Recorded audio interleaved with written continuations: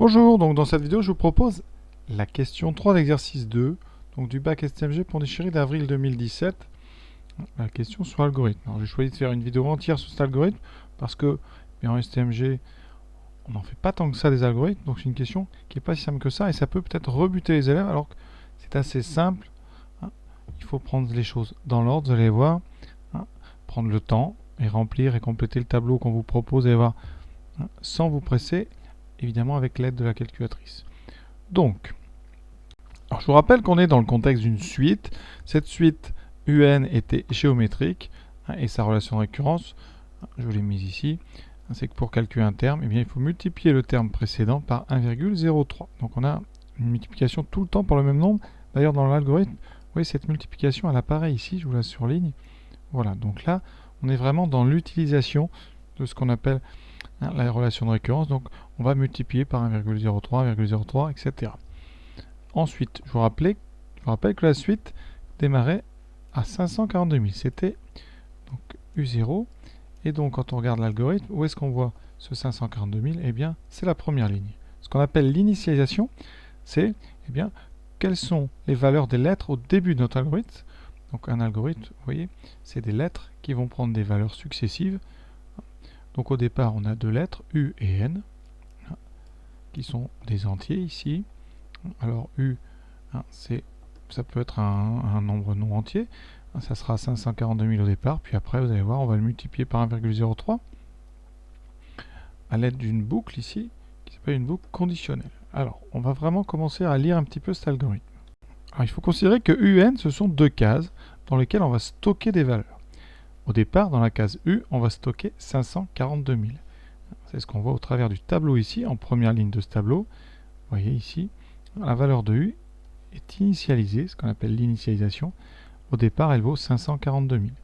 Deuxième chose, on a un grand N ici, c'est un nombre qui vaut 0 au départ. Voilà. Donc la première colonne, vous voyez, c'est donc les valeurs au départ de l'algorithme.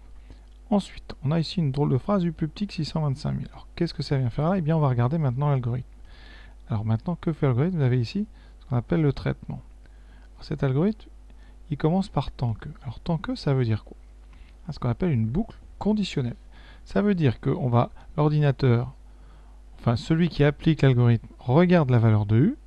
Si elle est plus petite que 625 000, alors il va exécuter ce qui est à l'intérieur de la boucle. Alors l'intérieur de la boucle, vous devez bien comprendre, je vais l'encadrer en rouge, c'est ce qui va du tant que jusqu'à fin du tant que. Donc en fait, cet algorithme, ici, il va répéter ce que j'encadre en rouge, tant que la valeur de U sera plus petite que 625 000. Donc à chaque fois qu'on va vouloir rentrer dans cette boucle, il va falloir vérifier la condition. Si la condition est bonne, on continue. Si la condition est fausse, c'est-à-dire que si U dépasse 625 000 ou vaut 625 000, eh bien on s'arrêtera et on va sortir et l'algorithme se terminera. Donc, première étape, U vaut 542 000 et N vaut 0. Voilà. Est-ce que on va rentrer dans la condition C'est-à-dire pour l'instant, on est ici. On est donc sur cette ligne, on regarde. Est-ce que U est plus petit que 625 000 Oui, parce que 542 000, c'est bien plus petit que 625 000. Donc on va faire ce que nous dit l'algorithme. Premièrement, U va devenir 1,03 fois U. Donc là, eh bien, je prends ma calculatrice. U, ça vaut à ce moment de la partie 542 000. Je le multiplie par 1,03, comme on nous dit ici, et j'obtiens 558 260. Vous le reconnaissez, c'était U1. Et ça, on le stocke où On le stocke dans U, puisqu'on vous dit U prend la valeur. Donc ici, eh bien, la valeur de U, on en est à cet endroit de l'algorithme. U vaut maintenant 558 000. Et on descend, ligne suivante, N devient N plus 1. Donc à N, N valait 0, on lui rajoute 1. D'accord Donc ici, si vous voulez, pour aller de là à là, donc on a fait la ligne ici. Donc je vais mettre des numéros lignes, comme ça je prends par 1, 2, 3, 4, 5, 6.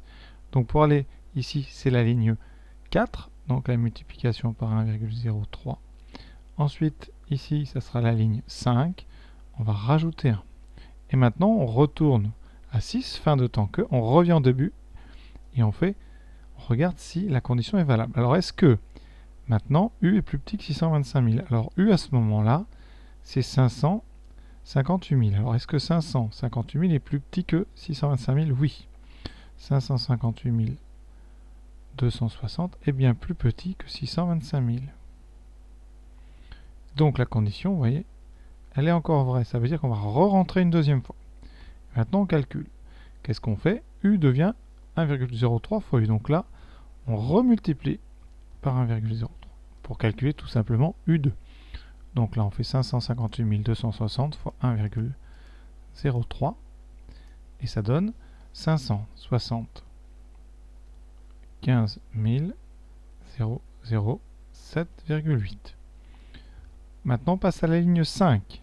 N est augmenté d'1, donc N vaut 2. On regarde la condition. 575 007 est bien plus petit que 625 000. Donc ici, c'est encore vrai. On va donc continuer. On reprend la calculatrice. On multiplie. On remultiplie 575 007. Donc ici, ANS, ça veut dire que je vais utiliser le résultat précédent fois 1,03.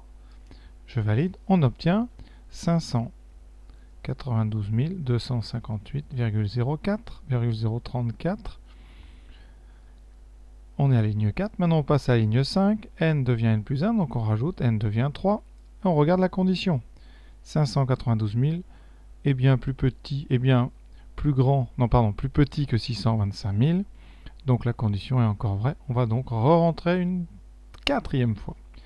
Et donc on remultiplie la réponse précédente par 1,03. Voilà. Et donc on obtient, vous voyez, 610 025. On se rapproche quand même de 625 000. Voilà. Là on fait ligne 5. N est augmenté de 1. Et on regarde la condition. On est encore inférieur à 625 000. Voilà. On continue. On remultiplie une autre fois par 1,03. Et là, vous voyez, qu'est-ce qui se passe? On obtient 628 326,5483. N est augmenté de 1. Donc N devient 5. On est à la ligne 6. On revient à la ligne 3. Et là, qu'est-ce qui se passe? La condition 628 000 est plus grand que 625 000. Donc ici, la condition est fausse. Donc c'est faux. Et donc ici, stop. L'algorithme ici s'arrête. Pourquoi? Parce que vous ne re-rentrez plus et donc, eh bien, on s'arrête. Donc la dernière valeur que prend U, eh bien, c'est 628 326,5483. Alors, une ligne que je n'avais pas bien lue. Ici, on vous dit on arrondit les valeurs de U à l'unité. Donc, je vais refaire rapidement les calculs pour vous indiquer ce qu'on aurait dû obtenir. Voilà, j'ai arrondi. Donc, on obtenait ici les nombres suivants. Voilà, donc on a bien, recopié, on a bien complété le tableau ci-dessous. Voilà donc ce qu'on attend de vous. Alors c'est pas si évident que ça, j'avoue, mais vous voyez, ce sont des simples petits calculs. Condition, évidemment, d'avoir compris ce que signifie une boucle conditionnelle. Donc ici, notre fameuse boucle, tant que U est plus petit que 625 000. Voilà, il nous reste une question que permet de calculer cet algorithme. Alors je vous propose comme rédaction de cette question B, eh bien, cet algorithme permet de déterminer le premier entier n, donc le premier, le plus petit, pour lequel le terme de la suite UN va être supérieur ou égal à 625 000. Et donc, il suffira de rajouter 2016, parce qu'ici, vous voyez, pour avoir l'année, on fait 2016 plus n, ici en haut à gauche, pour obtenir l'année à partir de laquelle le nombre d'enfants diabétiques est supérieur ou égal à 625 000. Alors, pourquoi je dis ça? Tout simplement parce que si vous regardez bien l'algorithme, eh bien la condition ici, tant que, c'est elle qui est importante, tant que UN plus petit, enfin c'est pas U en fait, c'est pas UN, c'est U, mais quand on vous dit que tant que U est inférieur strictement à 625 000, ça signifie eh bien, que l'algorithme va calculer les termes de la suite, et le dernier qu'il va calculer, ça sera donc le premier pour lequel vous n'entrerez plus dans cette boucle, c'est-à-dire le premier pour lequel vous avez dépassé ou égalisé 625 000. Donc, quand l'algorithme s'arrête, eh bien, la valeur de U, quand il s'arrête, forcément, la valeur de U est supérieure ou égale à 625 000, puisque on ne rentre plus dans la boucle. Et donc voilà pourquoi on peut dire que, vu que les valeurs U, ce sont les termes de la suite successifs, eh bien, dès que votre terme dépasse 6 ou égalise 625 000, l'algorithme s'arrête et donc, il suffira de mettre affiché 2016 plus n pour avoir eh bien, l'année à partir de laquelle le nombre d'enfants diabétiques ou atteints de diabète de type 1 dépassera 625 000. Donc voilà pour cet exercice sur les algorithmes. J'avoue, loin d'être évident dans des séries comme les STMG, puisque parfois avec 2 heures de maths par semaine, on n'a pas toujours le temps. Donc j'espère avoir été clair. En tout cas, j'ai essayé. Voilà, à très bientôt.